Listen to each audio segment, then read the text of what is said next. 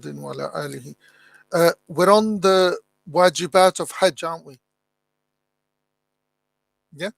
So, Zachary, if you can read 231 to 236, inshallah.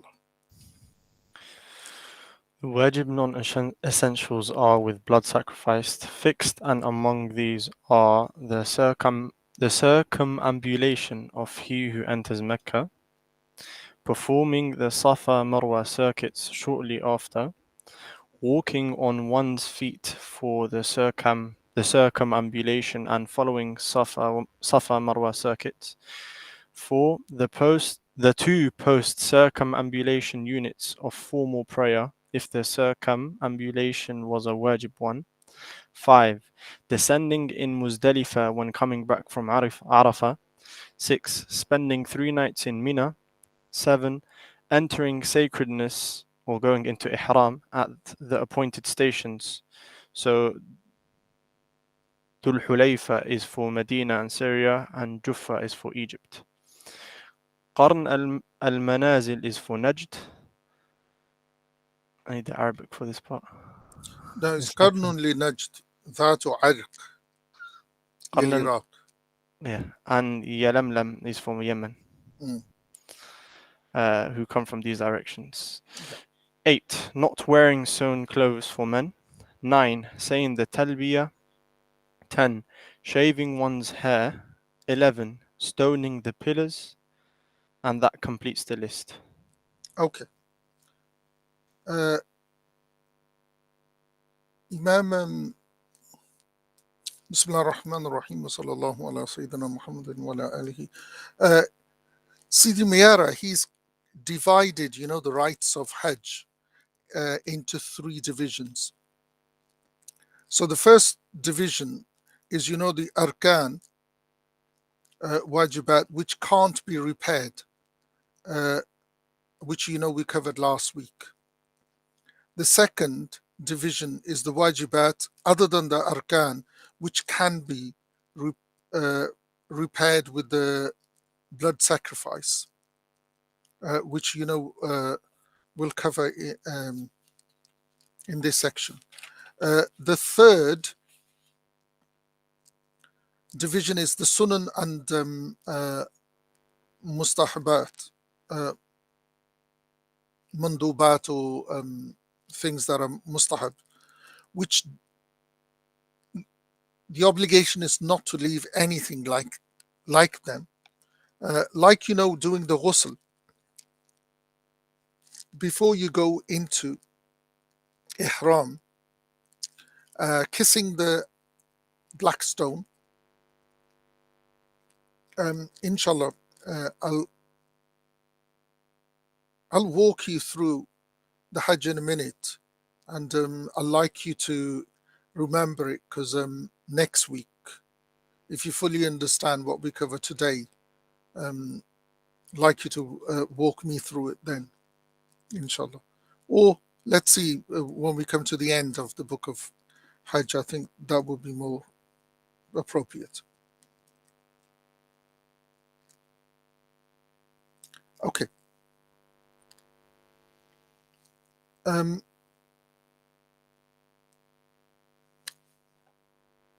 The things that, there are 11 actions for which, how many did he list? 11 as well, yeah. Okay. So there are 11 actions for which, blood sacrifice can fix it. For the 4 before, they can't. So from these 11 is the Tawaf al-Qudum. The Tawaf al-Qudum, whosoever leaves it on purpose out of choice, he has to. I've jumped the gun. I need to go back. The thing that we were saying about the blood sacrifice, what you need to, the blood sacrifice, it's a big animal, a budna. Now, a budna is either, a camel or a cow, yeah. Or after that is, the small animals, the sheep or goat, the shat. You sacrifice these for the masakin. Just a note from me. All of the sacrifice now, unless you make your own arrangements, and you can make your own arrangements. There are people that will, do it for you. Usually, what happens is the Saudi government has literally people all round, everywhere, in Mecca, around the mosque, and there are booths where you go and pay the money and leave your details, and they will sacrifice the animal for you. Again, it's done on trust. The onus is on them, not you, if they do it or not. As I said, there are people that you can personally contact, and they will actually sacrifice it. You give them the money, take their number, and they will phone you after it's been done. Okay. The 11, the Tawaf al-Qudum. This is, Tawaf al-Qudum is the welcome. Yeah. When you come and you do the Tawaf around the house. If you leave it on purpose or out of choice, you have to sacrifice. As long as you're not a late comer and there is no danger of you missing the Hajj. Again, this is something, if people are resident in Mecca or, resident in Saudi, this would happen. But, people from coming abroad, there is no danger for this, because the Saudi government at a certain point, a day before Hajj or two, stops the flights for Hajj. So if you were a late comer, then the Tawaf al-Qudum is not a wajib upon you. Yeah, it's not a wajib upon you. And there is no blood sacrifice required. Likewise, if you genuinely forget. Yeah, and the mother of Imam ibn al-Qasim radiallahu anh is that there is no sacrificial blood required if you miss this. The second is, attached to the Tawaf al-Qudum is the sa'i. The sa'i is when you run and walk between Safa and Marwa. And if you do not, do it right from the beginning, or, you do it after an excessive period, an excessive gap, then you have to sacrifice. Again, this is again ring fenced, that you're not a late comer and there is no danger of you missing the standing at Arafah. And if there is danger, then you just miss the tawaf and the sa'i and you head straight to Arafah.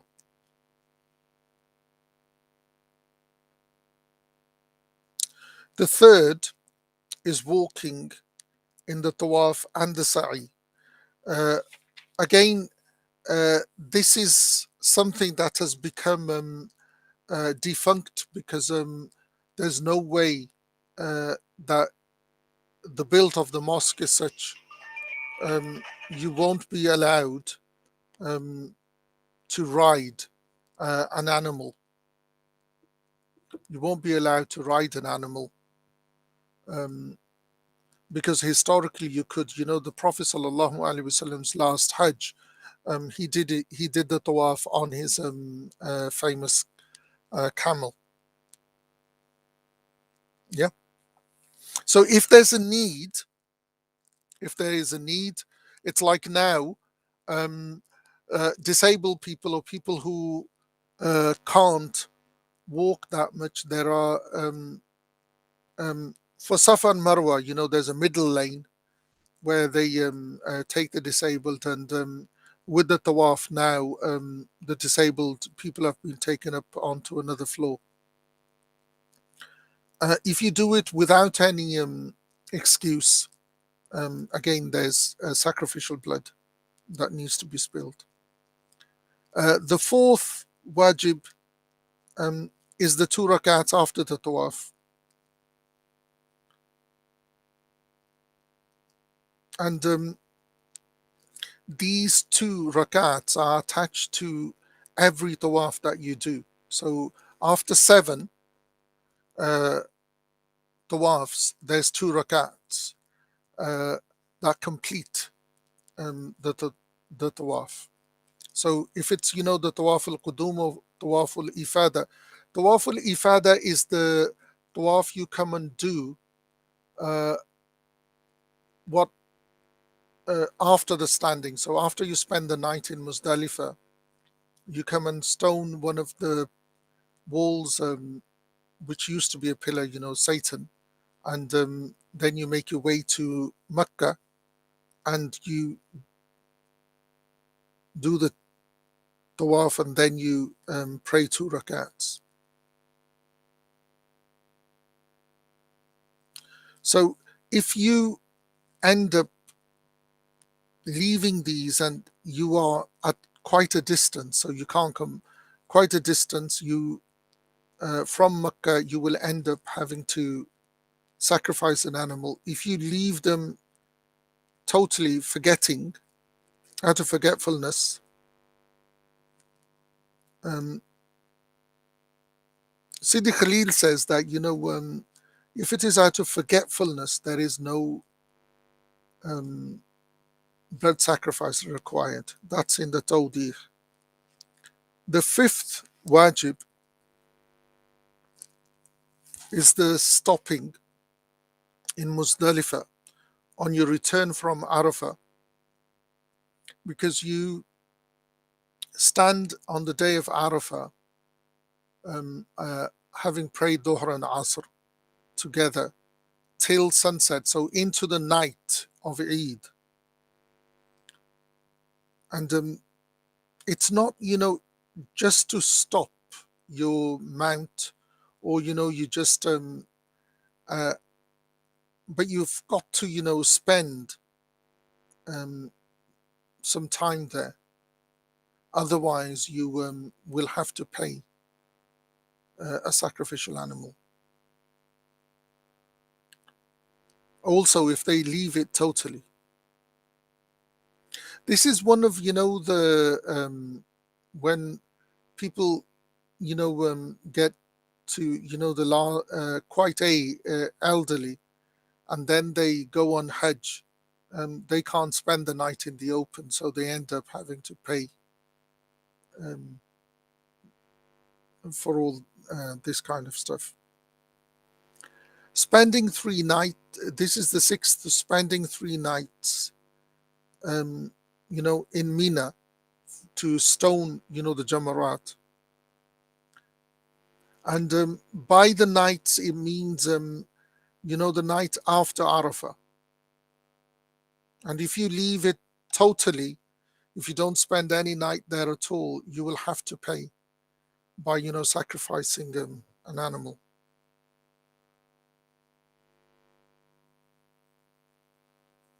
The 7th is the ihram from the miqat.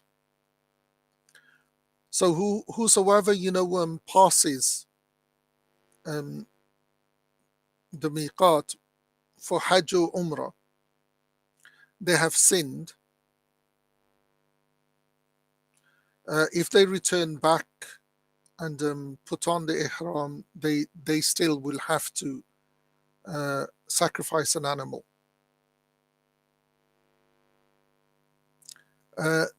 Number 8 is that there shouldn't be any sewn cloth. And again, this is if they don't, then they will have to. If you end up wearing, sewn cloth, clothes, you will have to pay. And this is specific for men, not for women. Women wear normal clothes. Number 9 is leaving the talbiyah totally. So the talbiyah is, once you go into the state of ihram, you keep repeating it until you come to Makkah, and on the outskirts you stop, you make your way to the house, do the tawaf, and when you head towards Mina, the day before the Hajj, the talbiyah, you pick up the talbiyah again.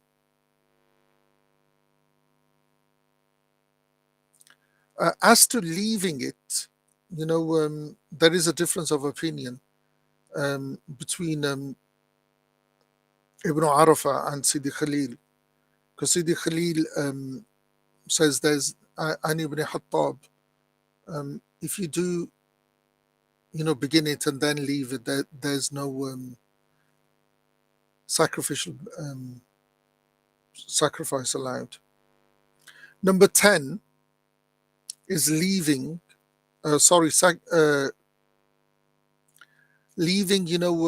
shaving your head until you come back to your own country, or you leave it for a long time. While you're there, you still have to you will have to sacrifice an animal.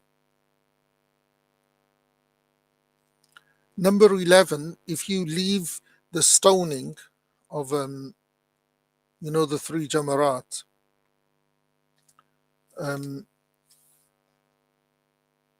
you will have to pay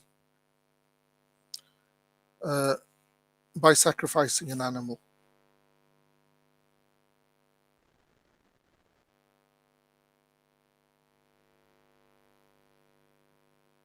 So these are, the 11 categories. And from the division that, Sidi Meyara made, this is, the second division, for which they are wajib. These actions are wajib, but they can be, corrected by sacrificing an animal, spilling some blood of the animal. Okay. The miqat, just, a small history lesson. I don't know, has anybody been on Hajj? No? Okay. There's a Hajj complex built in Jeddah.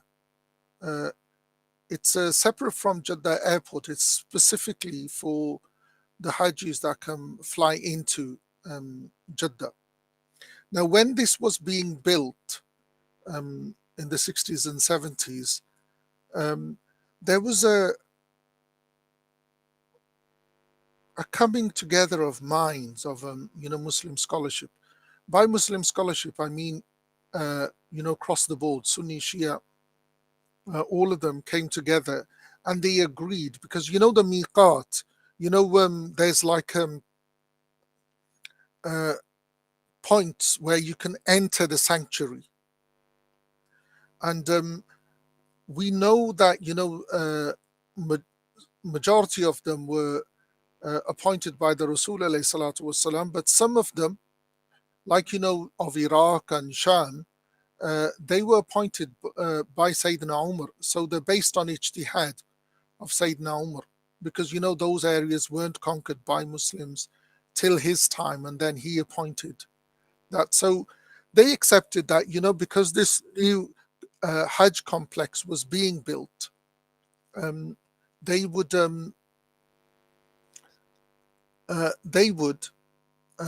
they agreed to make the Hajj complex in Jeddah a new miqat, so you could fly in, you arrive at the airport.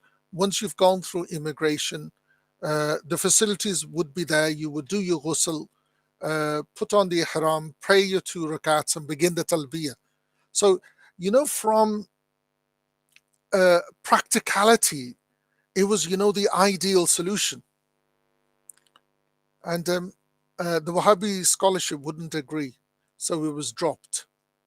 The only people that kept to that opinion are the Shia, as far as I know. They actually fly in and they go into Ihram from Jeddah Hajj complex. From the rest of the world, there are different,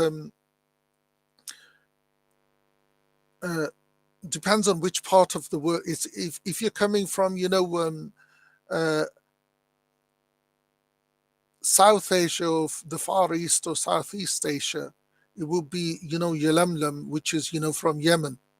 And what the school does, the school considers the most superior, miqat to be that of Medina, which is Dhul Hulayfa, yeah, or Juhfa. Juhfa is, for the people of Syria and Egypt. The Qarn is for the people of Najd. And Dhat Irq is for the people of Iraq.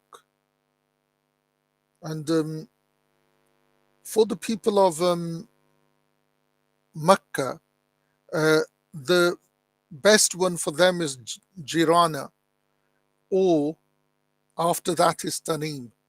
Another name for Tanim is Masjid Aisha. It's well known in Mecca. Now,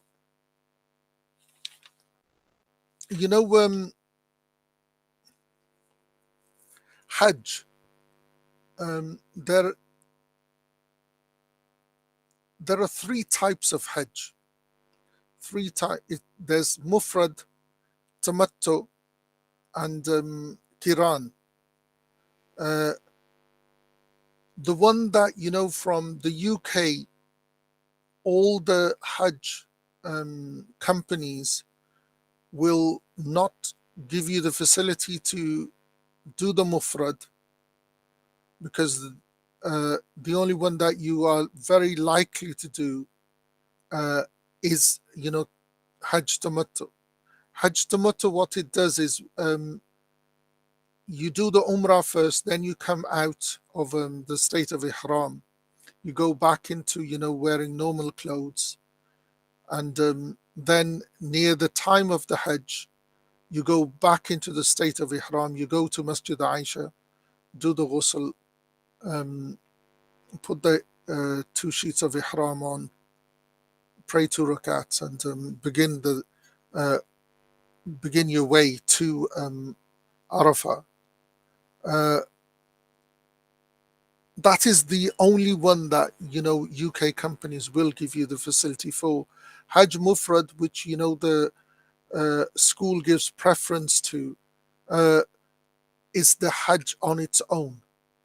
So you need to be there already resident, already in Mecca, and you put the Ihram, you go into the state of Ihram for the Hajj itself, and there is no sacrifice attached to it unless, you do something wrong. With Hajj Tamattu, there is a sacrifice attached because you are taking the luxury of doing a nafil before a fard. So because you are combining a nafl with the fard, there's a sacrifice attached. The Hajj Qiran, no one does it. The period of ihram that you are in is too long, and again, you have to be in Mecca to do it.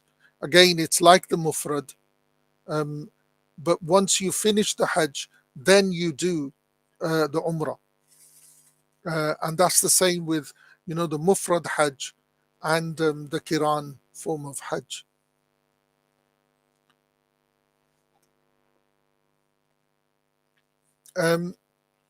My advice to anyone planning to go on Hajj is, negotiate with the companies if they will fly you into Medina. Because once you fly into Medina, there are flights, there are direct flights, there are indirect flights. It is a lot easier than, the Hajj package that is, given, where you put the ihram on either, on the plane halfway once you come near to the miqat, or you put your ihram on from Gatwick or Heathrow or whichever airport you're flying from into Jeddah. If you fly into Medina, you stay as long as you're permitted in Medina, visit the Prophet, and then when you are ready to go into the state of Ihram, you leave Medina. On the outskirts of Medina is Dhul Hulayfa, where there's a massive complex. You take a shower and you put 2 sheets of cloth on, you pray 2 rakats, come back on to your mode of transport and make the intention that, if it's Hajj Tamattu or Hajj Mufrad, and you keep repeating it till you get to Makkah, inshallah.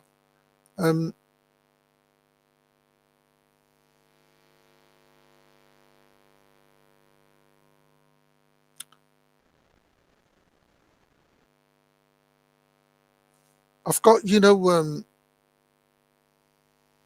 10 minutes before Maghrib, so we'll move on to the next set of verses. 237 to 242. Yes, Zakaria. Sorry, can I ask a quick question?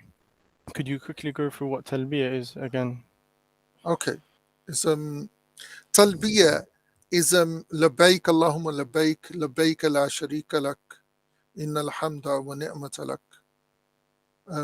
The wording will be given when we get to it, but the talbiyah is literally you are saying, you get yourself ready, you make sure that you remove any bodily hair, armpits, pubic hair, cut your nails and toenails. If you need to trim your mustache or beard, and then you take a shower, then you put on 2 sheets of cloth, unsewn cloth, you pray 2 rakats, and then you come back to whatever mode of transport you are going to be using, and then you begin the talbiyah from there. You literally make the intention loud. You say Allahumma labbaik al-Hajj tamattu or Hajj Mufrad, and then you keep repeating, God, I am at your service. Yeah, labbaik Allahumma labbaik. Literally, that's what it means. I'm at your service.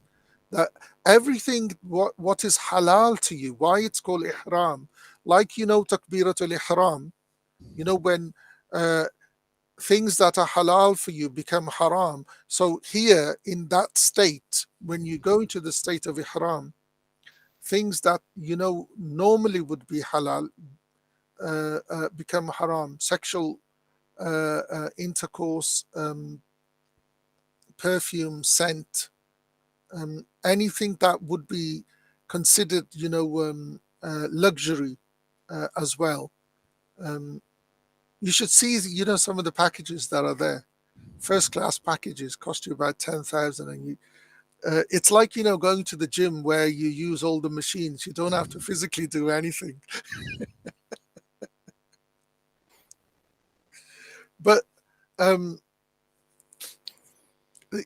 it's the packages. It depends on if you get the right kind of people there. You won't miss out. But otherwise, people do miss out a lot. But this is the thing, that when you do it from Medina, it's like, imagine you are praying, you say the takbiratul ihram, you say Allahu Akbar, yeah, but you don't begin reciting the Fatiha, yeah, till 5,000 miles later. That's the situation that we have from the UK. That's how disorganized it is. All it need, and I know for certain that Turkish Air will fly you into Medina, because from the UK, Turkish Air is really good. They will fly you. You'll go via Turkey, and then you can go into Medina. But again, you've got to the government, the Morocco, not the Moroccan, the Saudi government has made it illegal for anyone going direct without going via, a Hajj company or agency. And so you have to go through them, but just make sure that, you fly into. It's like, it's so ludicrous that, you are saying, that's the only analogy I can think of. You begin the prayer, but you open the prayer, yeah? So you do your ghusl, you put on, the ihram, but you don't make the intention till 5,000 miles later. And the guide will get up and say, we're coming to the miqat, can you make your intentions? The whole what the Hajj is supposed to mean is lost. Because the way it's legislated, the way the Rasul, you do, it's like you do wudu, you prepare yourself, and then you just say takbir, and you begin the recitation. And here, you can't do it unless you. So it's not. I think if more people speak up, the more it will be. Mustaqim, what do people do from where you are? How do they just fly into Jeddah? Yeah, more or less the same, CD. We've also got those packages, as you mentioned. So yeah. Yeah. But the thing is that you see, the only miqat you are going to, yeah. So do they? Where do they go into the state of ihram from? From what I've heard, some people do it at the airport, like Yeah. when they're leaving from here, or they'll do it mid-flight in the air Mid-flight. somewhere. Yeah. Yeah. Yeah. I know from where you are, uh, I don't know if you could fly into Medina. Well, it's not even a question about us because we don't have direct flights to Saudi. We have to go through South Africa or Ethiopia or somewhere. So it would be on those airlines, to be frank. Right. Yeah. But here it's I know Air France, the French Muslims from France, they fly, Air France flies them direct into Medina. While from the UK, our companies, Hajj companies, fly us. They actually charter planes. So they'll charter a plane and they fly us straight into Jeddah rather than into Medina, where it's so easy. But inshallah. Anyway, it's Maghrib in the UK, so we'll stop for Maghrib and we'll pick up inshallah. Assalamu alaikum.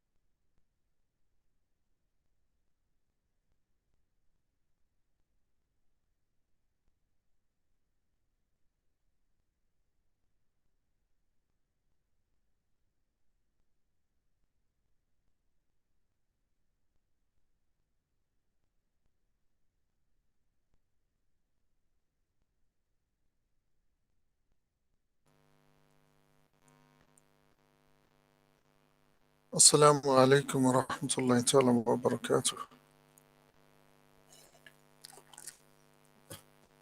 Okay.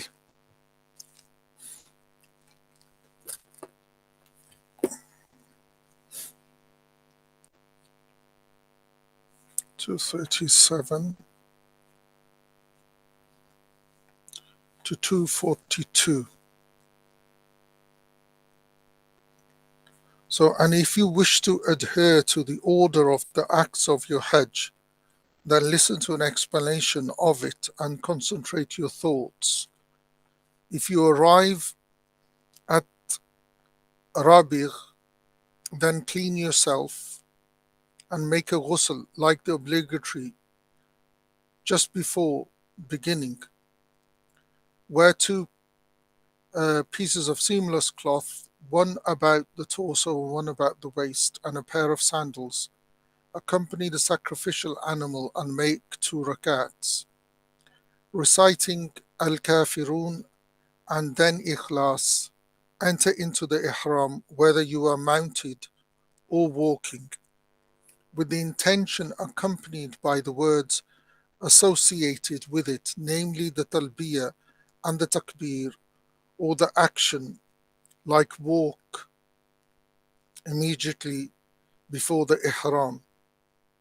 And this talbiyah is to be repeated every time there is a change of state or after the salat when you near, inshallah.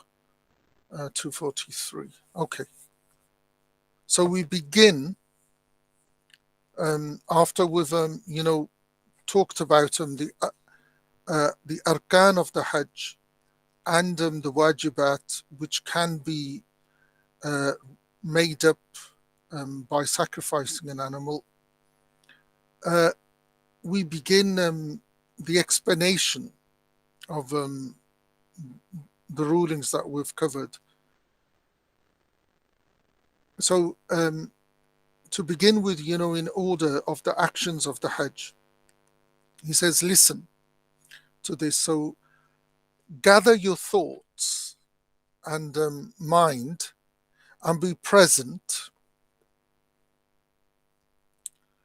so that you remember that what you want is to go into the state of ihram for the Hajj.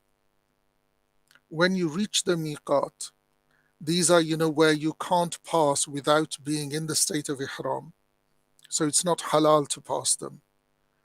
For the people of the Maghrib from the west, like the author has said, or the people of Sham or Egypt, you would go into the state of ihram from Rabi', which is near Ju'fa. When you reach it, you cleanse yourself by shaving, your privates, and plucking the armpit hair, trimming your mustache, cutting your nails, then doing the ghusl. Even if the woman is in her menses or from post-birth bleeding, from minor or major, meaning that the ghusl takes the form of the ghusl that is done for janaba, and for the ihram this is one ghusl. It's the same for a woman who becomes free from menstrual bleeding. So you will pass your hand and remove any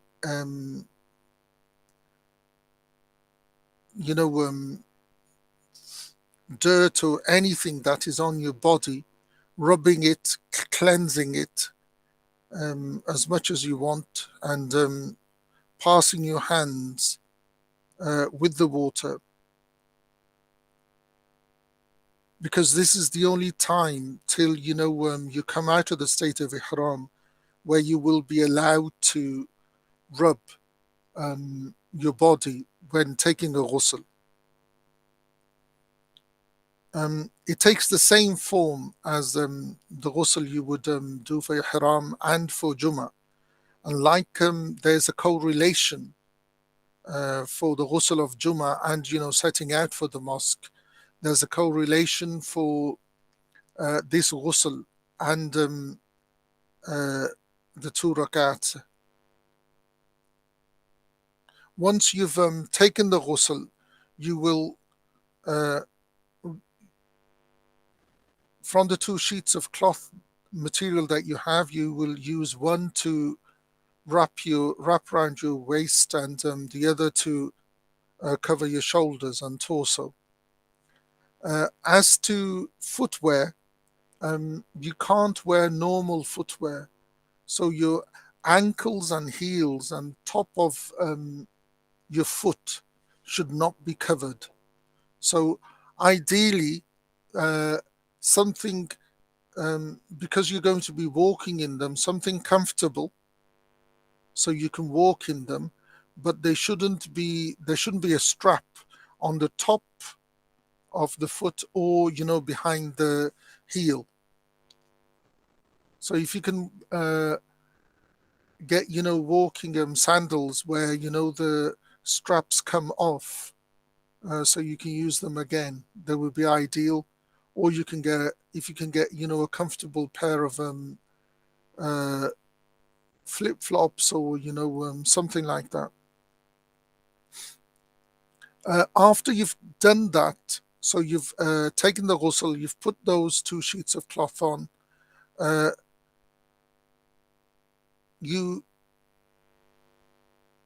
this is something that as the author says, which we can't do anymore because it doesn't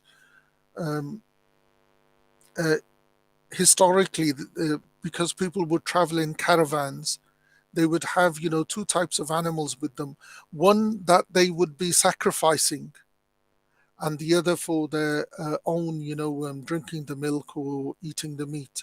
So you would accompany the sacrificial animal with you after the ghusl, and then you would pray 2 rak'ats. Or you can pray more than 2 rak'ats. But the recommendation to recite in the 2 rak'ats is Surah Kafirun in the first rak'at and Surah Ikhlas in the second rak'at after Fatiha, of course. And after you finish, you make a dua. Then you mount your means of transport. Once you have, sat, then you go into the state of ihram. Then you say, Labbaik Allahumma labbaik, labbaik la sharika lak, inna alhamda wa ni'mata lak, wal mulka la sharika lak.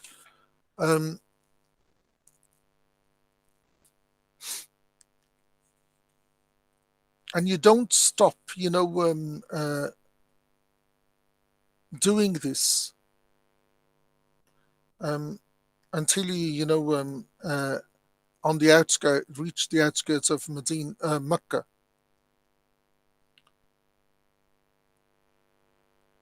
Okay.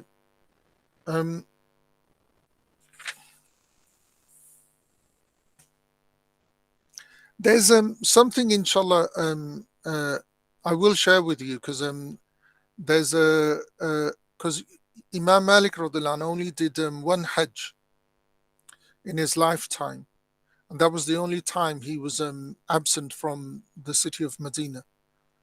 And it's interesting with which one of his teachers he actually made Hajj. It's with Imam Jafar al-Sadiq, and inshallah I'll share it so you can have a read, because about the talbiyah, when Imam Jafar al-Sadiq began it, he went pale, and Imam Malik turned to him and said, I didn't expect you to be of these people, because it was seen as like a weakness that you couldn't control your state. And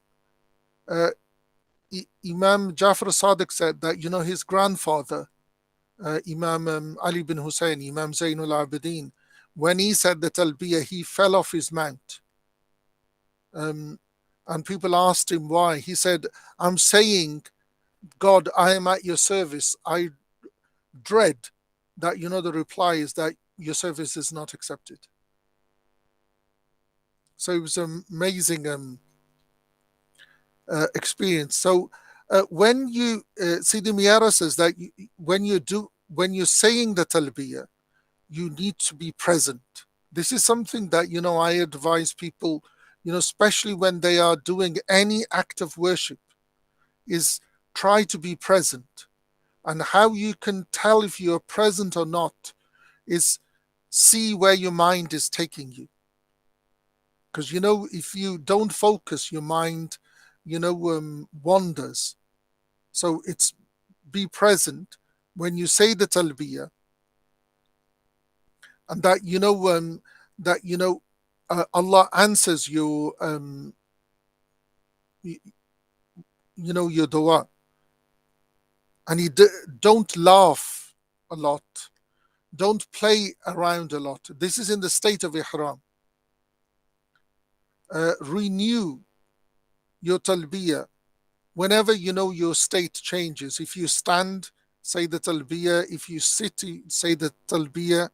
If you get off or get out of your mode of transport, say it. When you sit, when you get off, when you meet people, and after each prayer. So you keep repeating, the talbiyah. I'll say the talbiyah. I'll read the talbiyah again. It's labbaik Allahumma labbaik, labbaik la sharika lak, labbaik innal hamda wa ni'mata lak, wal mulka la sharika lak. Now the tone that your voice takes is a middle tone, not too loud, not too, low. Yeah. So you don't, say it so loud that you weaken yourself, and you don't say it so low that you go silent.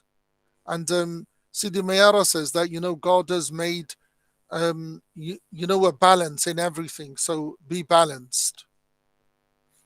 So in that state now, you've gone, you've done the ghusl, you've gone into this, worn the 2 sheets, you've put yourself into the state of ihram, and you are saying the talbiyah, and you are journeying towards Mecca. You continue in this until you arrive on the outskirts of Mecca. So this is where we pick up verses 243 to 250, Zakaria. Take another bath by the tawa, but do not rub your body in this bath. And then from Thaniya, Kad, Kada yeah, Thaniya. and then from Qada Thaniya enter the sacred city. When you reach the outer boundary edifice of the sacred mosque, leave the uttering of the talbiyah and leave all distractions, and head towards the house, i.e. the Kaaba, entering from the door labeled Bab as-Salam. Then greet the black stone, and then utter takbir, and then complete 7 rounds around the house while it is on your left, and repeat the takbir and kiss the stone each time you come in line with it. Similarly, say the takbir for the Yemeni corner, but the Yemeni corner is only to be touched, not kissed. 48 to 50. 250. Inshallah. So if you cannot reach the stone, then suffice yourself with touching it, and then if you may, and then you may bring your hand up to and in contact with your mouth. And walk in a hastened manner, lifting your feet up higher for 3 rounds, then walk normally for 4 rounds. Then behind the standing place of Ibrahim, pray 2 units. Then you can supplicate with what you wish in the multazam area. And and the black stone touch kiss afterwards. Okay.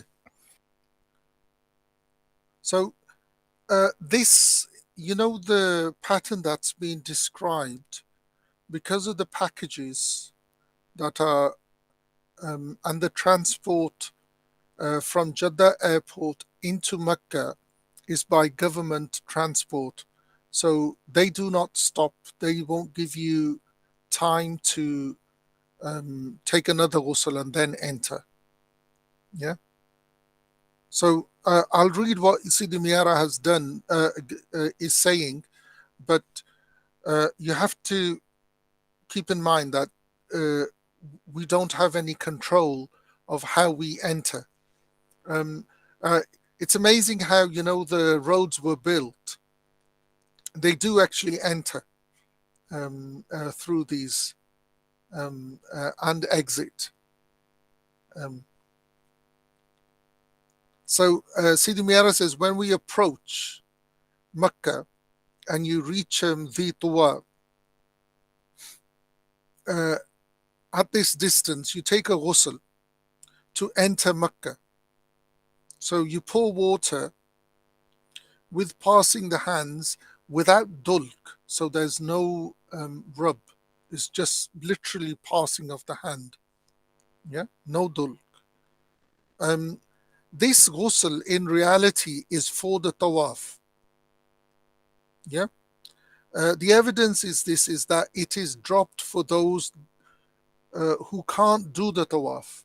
So, the women who are bleeding from their monthly cycle or post-birth bleeding, they won't, because they can't do the tawaf, they don't do the ghusl.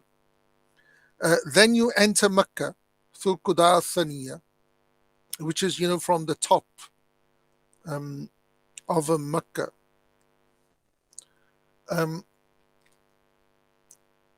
Then you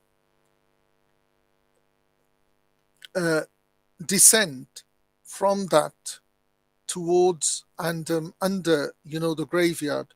So this is, the historical graveyard in Mecca, because people are very familiar with, the graveyard in Medina, which is called al-Baqi. The graveyard in Mecca is called Mu'alla, Jannat al-Mu'alla.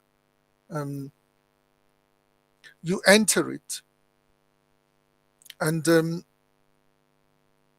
you don't push, you don't, if there is a crowd, you don't try not to injure anyone.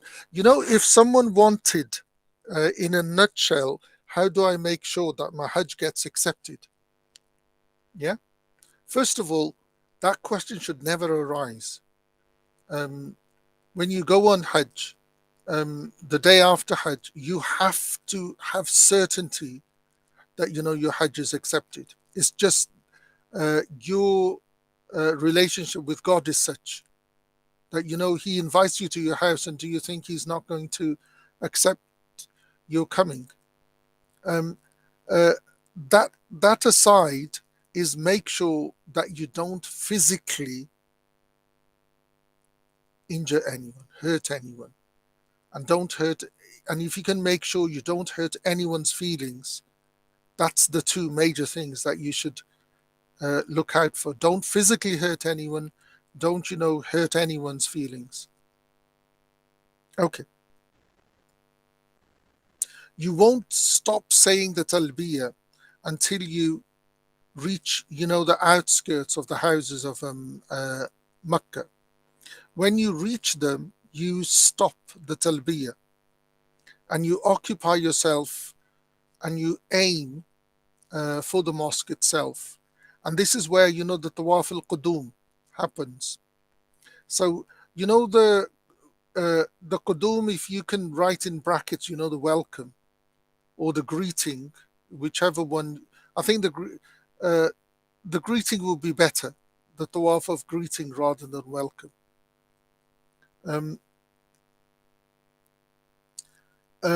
Sidi Mayara, because in those days you could actually do it on your camel, but that's something that's defunct now. it's recommended that you enter the mosque from Bab al-Salam, and you continue that way. Again, Sidi Meyara is saying that, be present. And, as much as possible, be humble, be, fearful, have khushu. You don't pray 2 rakats to greet the mosque. However, you make your way to the black stone.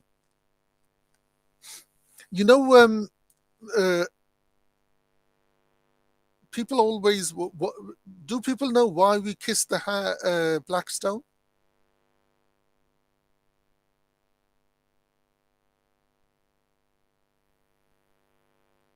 No?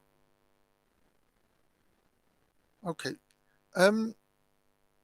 Have you seen, the young kissing the hands of the elders when they greet them? That's all it is. Because, Sayyidina Abdullah bin Abbas radiallahu anhu was asked, he says, why we kiss it is, of course, without, any tashbih, without any, tashbih, what would be the English for tashbih? Comparing it or connecting it to Allah, right? Yes. Not, without any physical attribution to God, but that's all it is. It's like, historically, when you greeted, the elders, or the king, or you would kiss the ring. It's like if you ever get an opportunity, or you can actually Google it or YouTube or whatever, when the priests go and meet the Pope, they don't kiss his hand, they kiss the ring. Has anyone read up on the story or history of the Black Stone?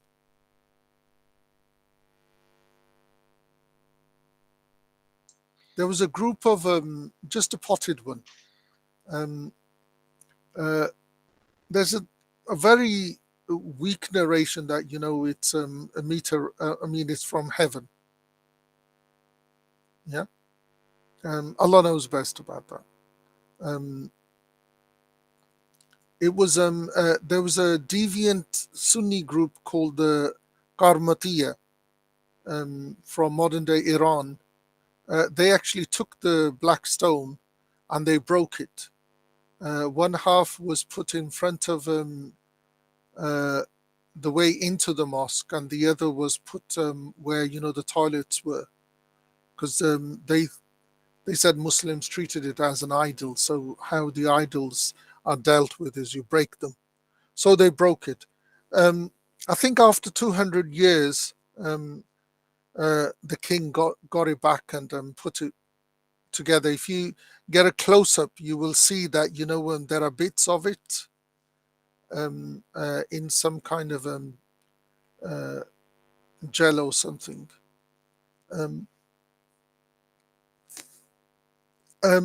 There is this narration which is authentic. Sayyidina Umar, when he was Khalif, when he kissed it, he said, you can't neither harm nor injure, and I only kiss you because I saw the Rasul kissing it. And Sayyidina Ali alayhi salam from behind him said, it will either bear testimony against you or for you on the Day of Judgment. So we've got those two opinions on that. But as a stone, it just represents, the authority or the sovereignty of God. So when the sovereign was met in those ancient times, they would kiss the ring, which was used as the symbol of sovereignty, because they would stamp it, with the seal. Other than that, it has no other historically it was placed, and where it was placed by the Rasul alayhi salatu wasalam, before his declaration of prophethood. You kiss it. So when you first come into the mosque, you make your way straight. You'll be lucky to do this, but again, this is what the text is saying. You make your way, you kiss it, and you make the intention of the tawaf al-qudum or the tawaf of umrah. So if you're doing tamattu, it will be the tawaf of umrah, not the tawaf al-qudum. Yeah. If you can, you kiss it with your mouth.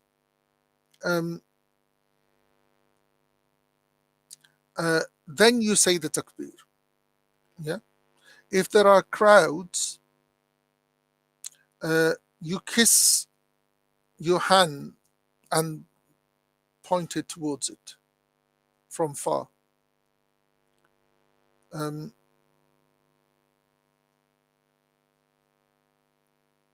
لمس يده ثم وضع على فيه.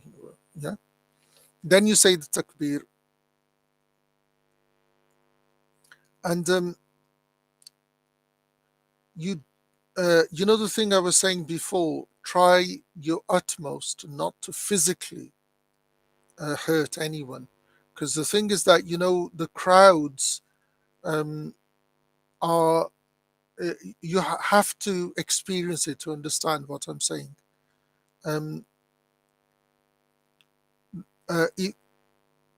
Kissing it is only at the beginning of it.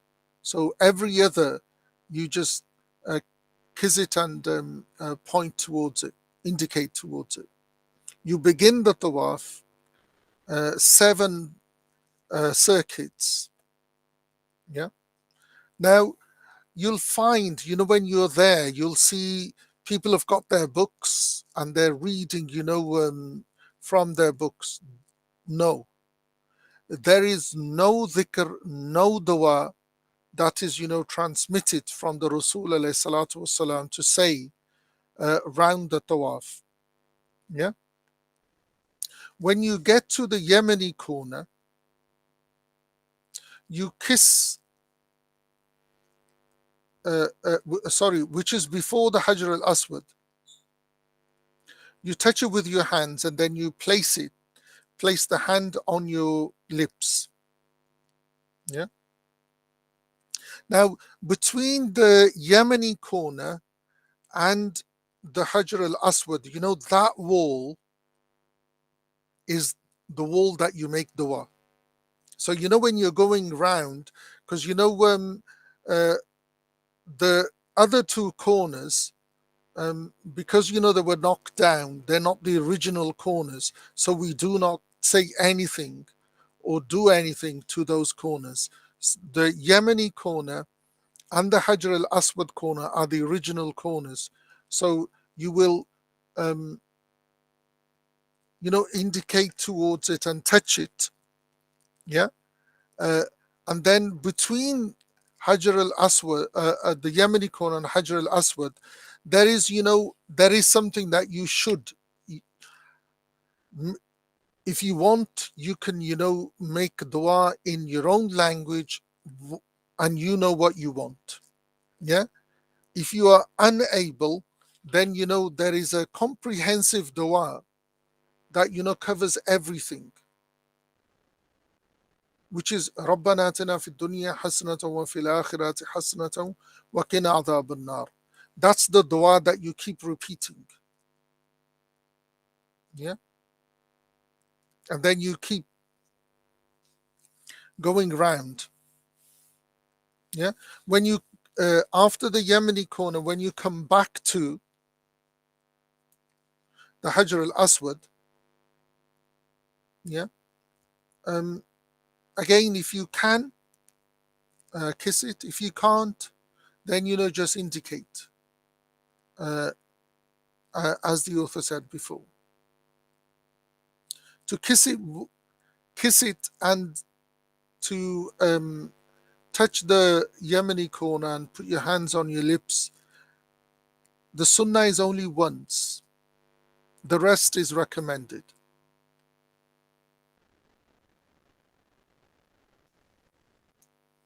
And it's recommended for men and men only, and it's only for, the Umrah, or, the Tawaf al-Qudum. The first 3 circuits, you should run. It's called Ramal. Ramal is, you go through, it's like a jog. But the numbers are such you won't be able to, so you go through the motions.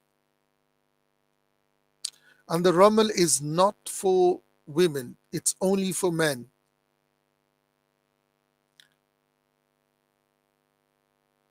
And it's only for the Tawaf al-Qudum, and it's not for any others. And you'll notice, when if you see recordings of the Tawaf, that men have, their left shoulder is bare.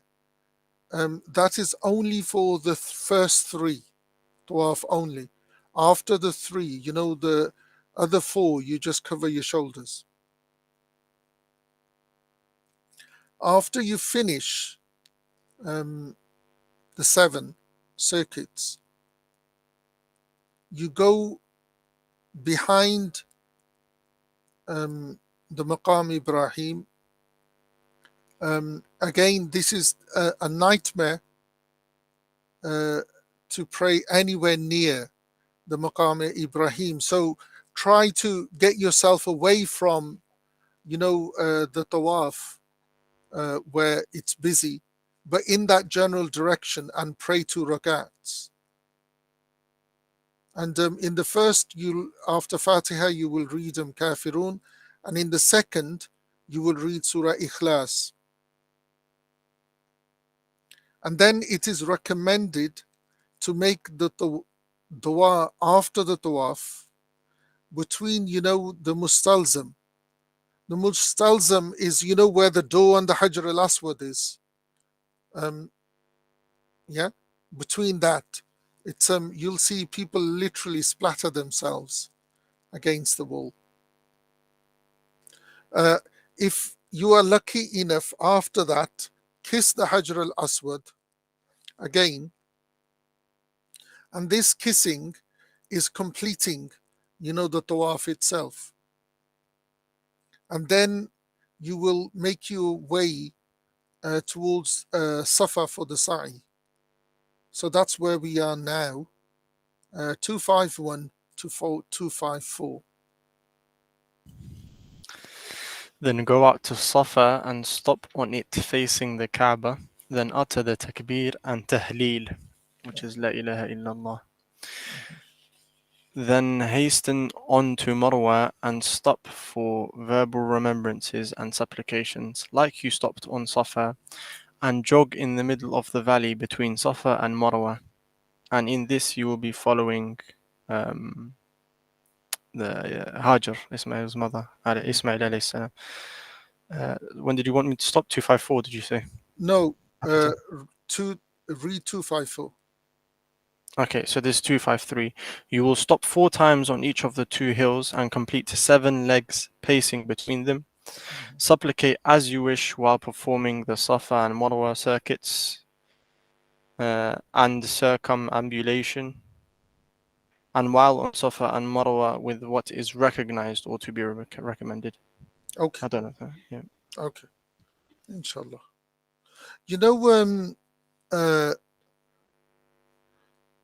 This the whole Hajj is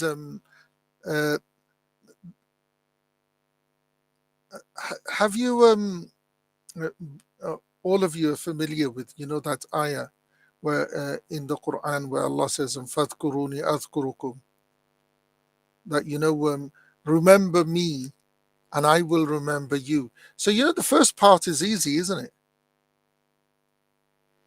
So how does God remember us?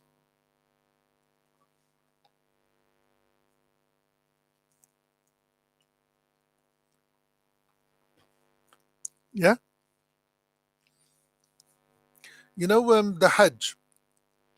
You know how the relationship that Allah had with Abraham was very unique. When in the Quran, Allah, I think it's in Surah Tawbah, or anyway, I can't remember the exact ayah. Allah says, Awahun Halim. Awahun Halim.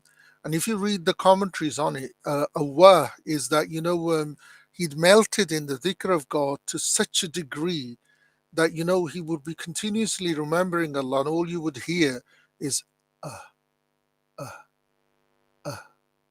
That, when you say Allah, you would just hear the ha. And so the Hajj is God remembering Abraham and his family. Yeah. So that's what Hajj is. You look at, Safa and Marwa. The only reason we do it is because a woman, ran to save the life of her son because there was no water. Yeah. And the Ansaris, the Ansar, they wouldn't do it. Because we find reference in the Sirah that on Safa there was an idol, and on Marwa there was an idol, and the Ansar didn't want to run in between because that's what the Jahiliyyah Arabs, because they would do Hajj, but they would be running because of those idols rather than in remembrance or to commemorate the Sayyida Hajra salamul alayha, and that is the but then Allah, what did Allah say? Man yu'adhimu sha'ir Allah, because you see it's when you look at these what Allah is saying, man yu'adhim sha'ir Allah wa hiya min taqwa al-qulub, but you see the sha'ir here is the mountain, the sha'ir. من يعظم شعائر الله فهي من تقوى القلوب, or هو من تقوى القلوب, that فإنها من تقوى القلوب. Is the sha'ir the practice itself rather than the actual place? No. No. The sha'ir is the act of Safa and Marwa, and the thing is, it's like the physical actions of the Sayyida became the sha'ir, because those two mountains, they can't be. But it's this certain people have this thing that the dead cannot benefit us. True, no doubt about it. But look, Hajar is benefiting you still, and Abraham's benefiting you still. You actually completing one of your foundations because of their story, and God's making sure that you remember it because it's his story as well. There's the onus is on you. If you remind me, I'll it's a Muhammad Bello, rahimullah. He wrote a beautiful work, and Aisha Bewley translated. It's called "Awakening the Sleeper." It's the whole himma, being awakened for Hajj.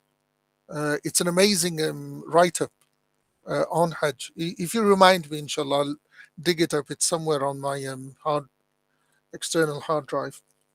Anyway, this is Sidi Meyara on the sa'i.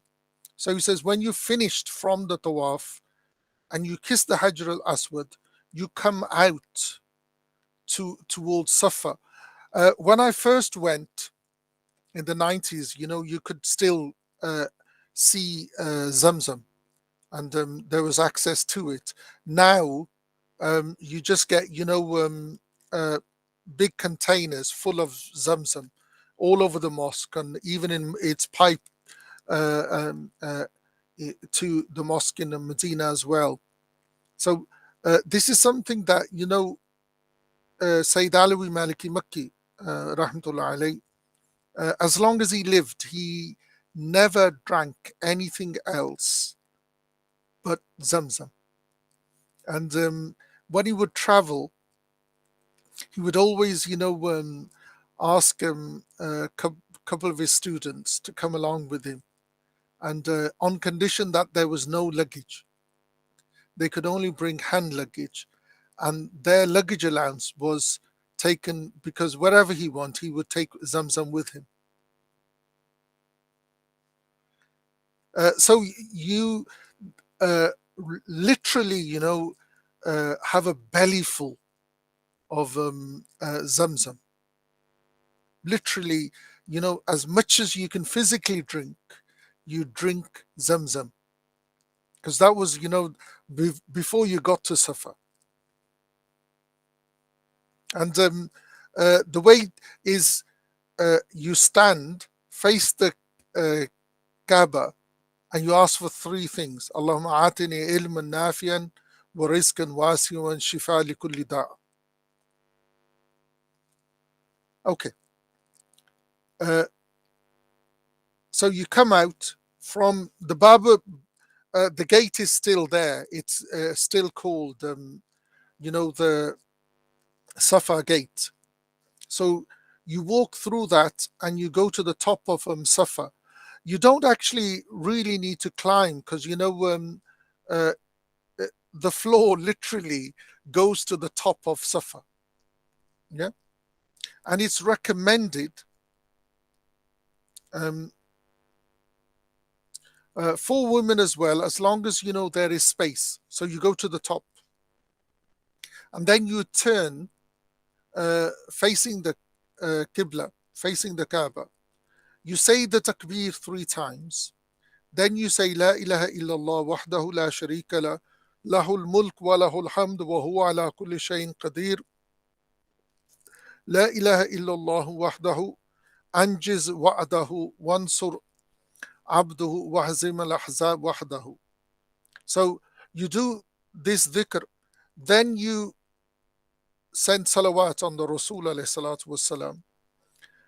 Then you come down and you jog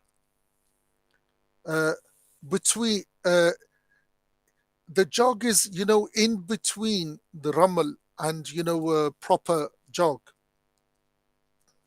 until you, reach, the belly, the middle of it. Now, they've got these neon green lights. So in between the green lights, you make a run for it. And this is here, the running is for everyone. Yeah.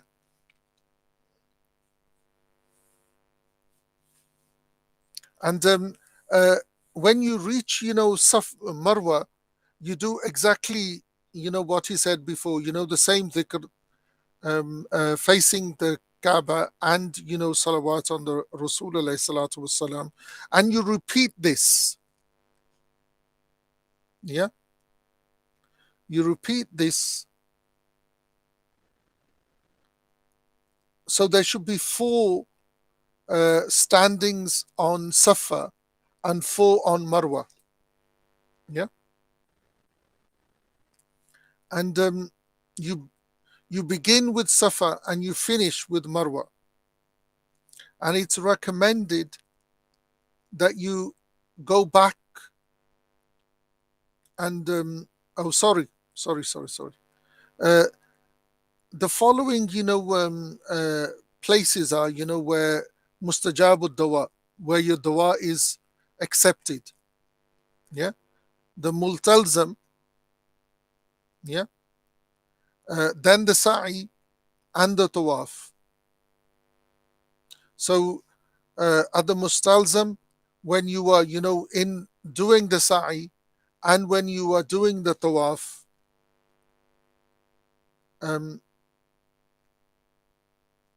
And at Safa and Marwa, you know, you face the Qibla.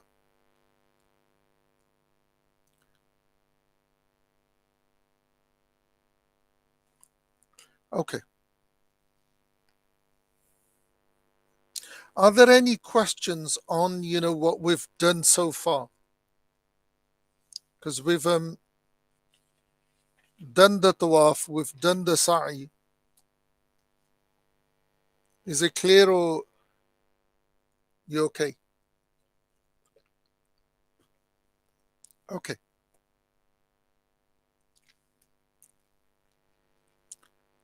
Zakaria, can you read just 255? Both the ritual purity and purity from physical impurities, and also covering one's nakedness, are wajib for the person performing tawaf. And these things are recommended for the Safa Marwa circuits. Okay. Now then, Sidi Meyara says that, you know, here it's an obligation to be pure, meaning, you know, being pure from filth. Is to remove, you know, filth from your clothes, from your person.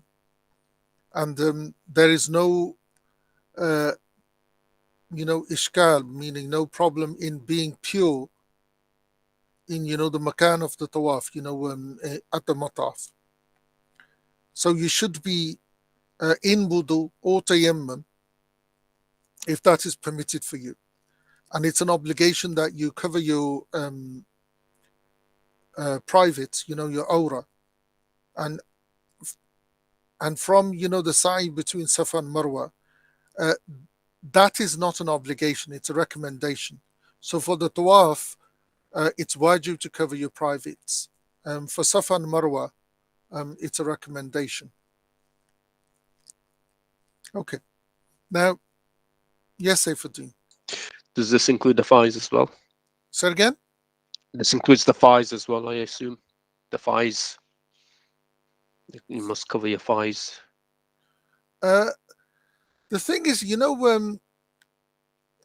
we covered, you know, aura when we covered the prayer. The aura is of, there's aura in worship and outside of worship is two different things.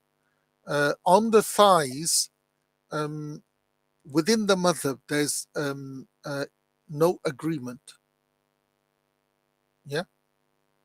And from the muhakkikeen, you know, from the mujtahids within the madhab, especially, you know, Ibn Rushd, he doesn't consider it that the thighs are aura. Because what you've got is that, you know, within the Sahaba radiallahu anhum, there was, you know, difference of opinion. I think you must be aware of, you know, when the Prophet sallallahu alaihi wasallam was sitting with his legs in the well with Abu Bakr and Umar, and they had their thighs uncovered. And then when Sayyidina Uthman came, they covered them.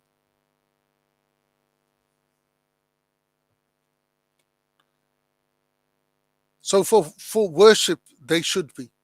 But outside, it's a different thing. Okay, thank you. Yeah? Because you'll find that, you know, when you go to the Maghrib, you know, Bermuda shorts are okay. but not here. Pakistani, they'll have you. Yes, Zakaria. So from what I understand, you're allowed to change the two pieces that you have. let's say some certain impurity falls on them. You can change into another two pieces that are pure, right? As in, you don't have to keep the same exact ones for the whole of Hajj. Ideally, you should have a change. Right. Okay. You should, because the thing is, the amount of, you know, dust and people that are going to be around, especially, you know, if you are, you know, from the day of Arafah, yeah, because you're spending the night in Muzdalifah, and more or less you're going to be on the floor, sand. and then in the morning you go to Mina, you do the stoning, and then you make your way to the mosque. And after you do the tawaf, you can, if your hotel's nearby, go and have a shower and go into normal clothes. You come out of the state of ihram. It's called the minor hilal. Okay, Shukran. you're welcome. The wajibat of tawaf are. Sorry. Before I go on, because of the thighs, there being an ikhtilaf. So if you play soccer, is okay, and if you go swimming, it's okay as well, as long as you have shorts on rather than the other. Yeah. Okay. The wajibat of the tawaf are 8. The 3 are, which we've just covered. Purity for minor and major, and then covering your privates. So that's 3. The 4th one is completing, 7 circuits. The 6th one is that they should be linked. There shouldn't be any gap in between. This becomes an issue if the time of prayer falls in. Yeah, so keep an eye on that. The 6th is that the tawaf should be inside the mosque, not outside. On that, Sayyid Alawi Maliki Makki rahmatullah alayh, his advice would be he and his teachers wouldn't pray in the extensions made by the Saudi kings. They would pray in the Ottoman building. Now that luxury has gone. All of it has gone. So he was asked why. He says, we know there was no what kind of money that was used, but what the Saudi we don't know. So it's a point of taqwa. Yeah. The 7th is it's called ashadhirun, shadhuran. These are, if you get a close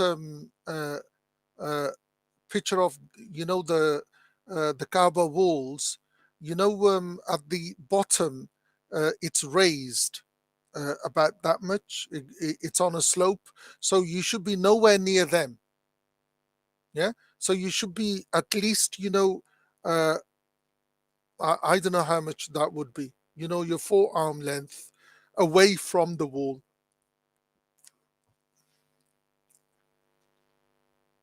And it's also, you shouldn't go into the hijr. The horseshoe arch, that's don't go in there, go round it. Yeah, because and also again, ignorance is bliss. We don't pray in there either. People like praying 2 rakats there, but we don't pray into it. Why? Because that's inside, because that's the original building, because it wasn't a cube, it was a rectangle before, and that marks it. So you pray outside, don't pray inside. Okay. The 8th is that it's all the building is always on your left. Yeah, there's no way you could do it the other way around. It has to be on your left.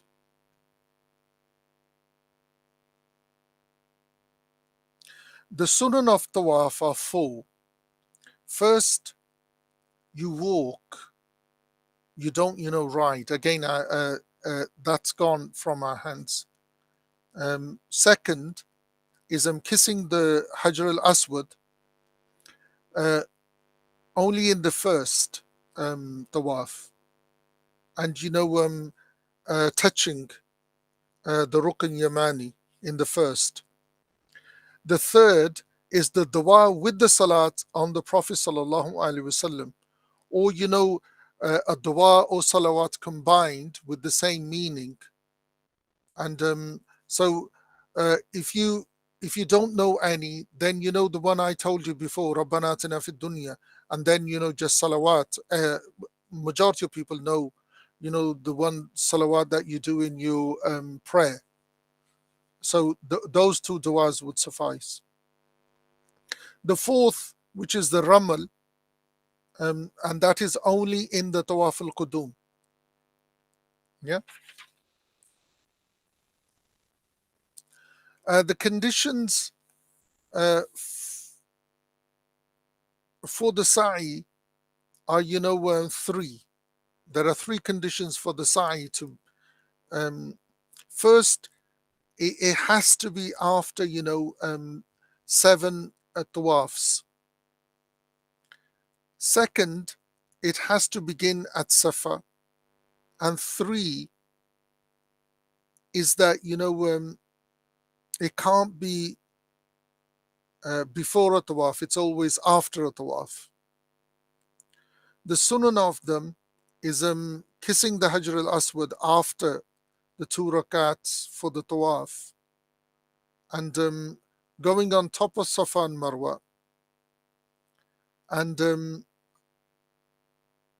running, which is above a jog between the 2 green lights in the 7 tawafs. The dua is a recommendation, making the dua, and the recommendations are the same as prayer. So you must be in the state of purity. Your privates must be covered, and that's it really.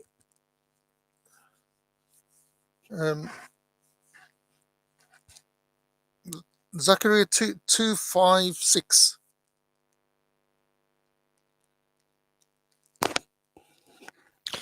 Then return to saying the talbiyah after completing the Safa and Marwa circuits, and continue to utter it until reaching the Masjid of Arafah. Okay. The sermon on the 7th is given to describe to people. This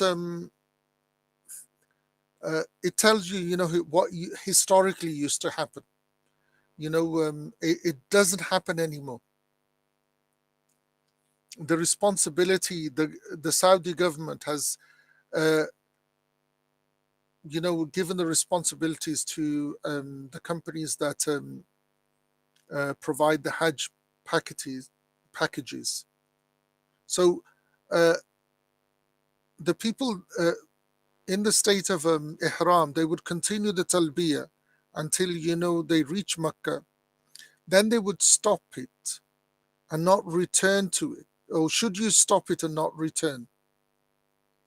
So we're informed here that when you do the tawaf and sa'i, after you've done that, you do return to it, and you don't stop saying that till you reach the musalla, the prayer place in Arafah. And once you have finished from the sa'i, that's what you do. You do the talbiyah and you continue with that till you have prayed at Arafah. Then you stop the talbiyah. This is a quote from the Risala of Abu Zayd al-Kairwani, that when you enter Mecca, you stop the talbiyah until you have done the tawaf and sa'i, and then you return to it until the zawal on the day of Arafah, and then you make your way to the musalla. Now, that's the end of the quote. This is what used to happen on the 7th of Dhul Hajj. It used to be called Yawm al-Zina. people would come to the Masjid al-Haram at the time of Dhuhr, and a mimbar would be placed next to the house. The Imam would lead them in Dhuhr, then he would give a khutbah, one khutbah, then he would sit in the middle of it. And he would open it with takbirs and end it like, the khutbah for the two Eids. And he would tell people how to go into the state of Ihram if they were not already in the state of Ihram, how to go out to Mina, what to do there until, the Zawal on the day of Arafah. As I said, this doesn't happen anymore. So 257 to 261. And the 261, only the first bit, not the second part of the poem. Just to point out where it's 5:10. 257. No, as in the time. Just to let you know, just in case. Oh, we're done. Yeah. Okay. We'll have to pick up next week, inshallah. Any questions before we go? Just one quick one, sorry. Could you Yeah. though I missed the last sunnah of tawaf. Last sunnah of tawaf. Jazakallah khair. Sorry for that. No problem.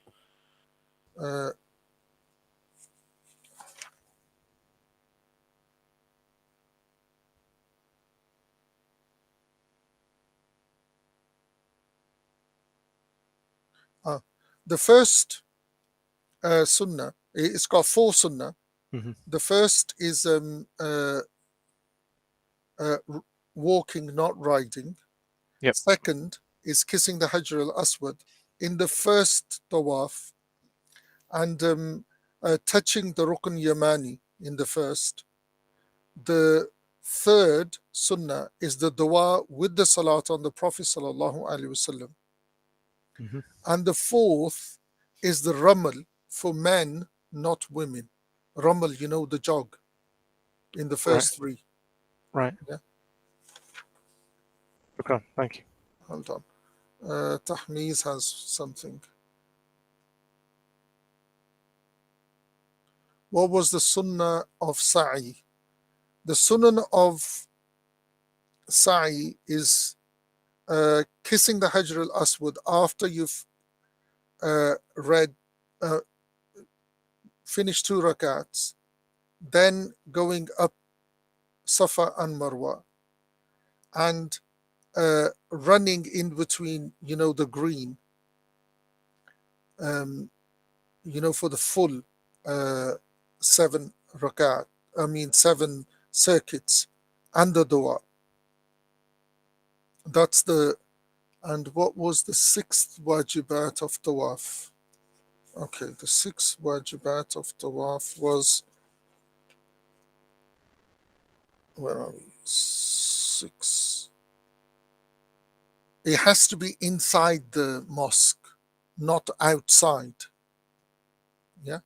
So what they've done in the new people do it because they'll go onto the roof and do the tawaf. No, do it inside the mataf. Now the mataf is where they do the tawaf. They've opened it up so big that the original area of the Ottoman mosque is now the area of the tawaf. So it accommodates a lot of people. Okay, inshallah. I'll see you next week, inshallah. Subhana rabbika rabbil izzati amma yasifun wa salamun ala al-mursaleen walhamdulillahi rabbil